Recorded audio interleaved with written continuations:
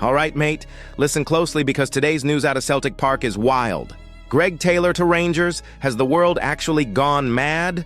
A summer war chest for Rodgers? 5 new signings on the cards? And Kyogo back at paradise? Or has that ship well and truly sailed? You do not want to miss what's going on behind the scenes.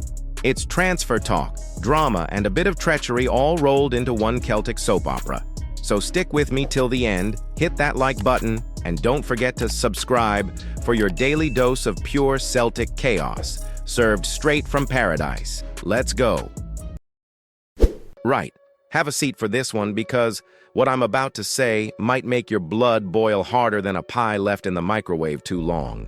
Ally McCoist, that serial Rangers cheerleader with a grin like he's just robbed a Greg's, has come out and said he reckons a Greg Taylor could thrive at Ibrox. Yes, that Greg Taylor, our Greg, the same lad who's lifted more trophies than Rangers have had working light bulbs. So here's the crack. Taylor's contract is winding down, no renewal in sight, and McCoist thinks there wouldn't be much uproar if he swapped the green and white for that royal blue. I mean, is this man actually okay? He goes on to say Taylor's a good player. Could walk into the team, apparently, but admits it's not likely, since they've already got Yilmaz and Jefte hanging about, doing a passable impression of fullbacks. Even then, Ali brings up Wee Mo, because of course he does, as if name-dropping the biggest betrayal in Glasgow football history makes this less outrageous. And here's the cherry on the insult cake. McCoist claims he'd have no problem calling up any Celtic player if he thought they could help the Rangers. Doesn't matter where they're from. Celtic, Hibs, Aberdeen, the Moon, just as long as they can kick a ball. It's desperate times down the Govan end, clearly. But let me ask you something, and I mean this seriously. If Taylor leaves and turns up in blue, is he dead to you? Or does his time in the hoops earn him a bit of forgiveness? Go on then, because for me, if he rocks up at Ibrox, that's not a transfer. That's a full-blown betrayal. Right, let's cut through the fluff, because this summer at Celtic, it's not going to be quiet. It's going to be pure chaos. And if you're not strapped in, you'll get left behind faster than a Rangers fan's logic in a VAR debate. Brendan Rodgers has made it clear. Reinforcements are coming. And not just the usual promising talent from a YouTube compilation signing. We're talking a proper number 9, a real presence, a striker who doesn't just run channels, but actually scores goals. Revolutionary, I know. Now look, Dyson Maida's been shifted into that central role. And fair play, the boy runs like a man late for the last train out of Sochi Hall Street. But he's not the full-time answer up top. You know it. I know it. And deep down, Brendan knows it. Adam Ida's decent cover, but we need more than decent cover if we're serious about Europe. Never mind putting the league to bed before Easter. And here's where things get juicy. Michael Stewart, who's never shy of a hot take, reckons Celtic will definitely go in for a main striker this summer. And that might come with a little reshuffling on the wings. Enter Nicholas Kuhn, the early season darling turned mystery magician. The forms dipped harder than the Ibrox atmosphere after conceding early, and suddenly, selling Kuhn doesn't seem so wild. The logic?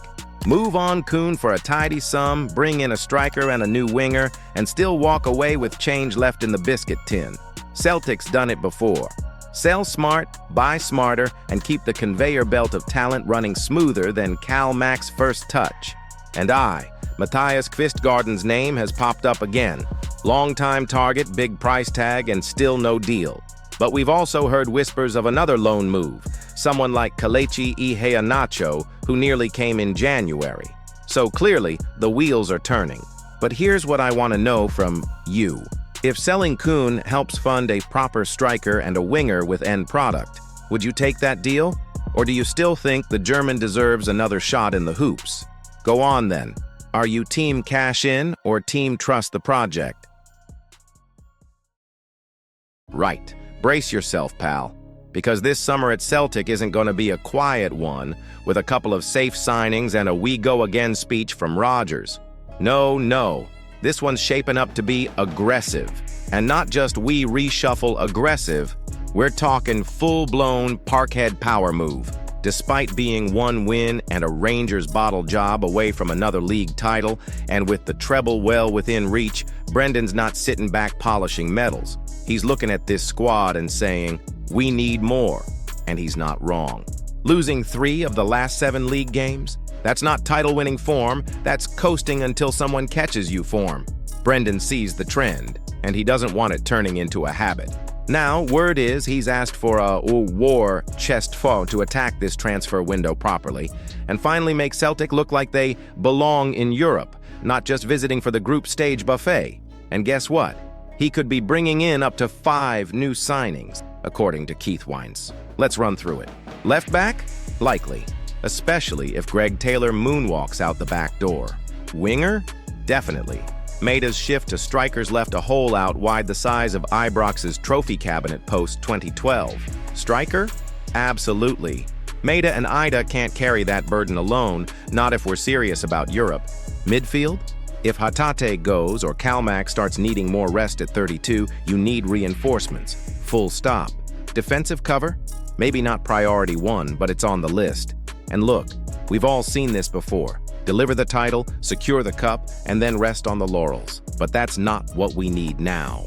Champions League qualifiers don't wait for anyone. Blink, and you're out. Again. So here's what I want to ask you, and I want you to really think about it. If Brendan doesn't get his 5 players, can Celtic realistically compete in Europe? Or are we just dressing up for another early exit and calling it progress? Let's be honest. Is ambition finally meeting action at Parkhead? Or is this just another summer of almost? Right. This one's a proper heart puller. And if you're not already torn, you will be by the end of it. So picture it. Kyogo, back at Paradise, back in green and white, back banging goals in front of the North Curve like he never left. Sounds dreamy, right? But here's the catch. It's not that simple. After jumping ship to Rennes for what we all assumed was the next big step, the lad's now being told to pack his bags and get lost. He's gone from Champions League hero at Celtic to League One bench warmer faster than you can say bad career move. Barely getting minutes, barely kicking a ball, and now he's sitting there, probably wondering why he ever left in the first place. And now, whispers that maybe Rodgers might bring him back. Cut price deal, big redemption arc, classic football romance, but not everyone's on board. Alan Hutton, no surprise here, thinks we should leave him out in the cold. "Why didn't you just stay then?" he says. Fair question, to be fair. You don't walk out on a club that gave you everything, only to come crawling back when it goes pear-shaped abroad. But then you've got Daryl Curry saying what a lot of Celtic hearts are thinking. If Kyogo holds his hands up, owns the mistake, and comes back ready to bleed green again, why wouldn't you take him back? 85 goals, 19 assists, trophies, big nights in Europe. You don't forget that kind of player. Rodgers is going to need another striker, that's clear. Maida's done brilliant, but he can't run the front line alone. And if Kyogo's coming cheap and humbled, it's tempting, mate. Real tempting.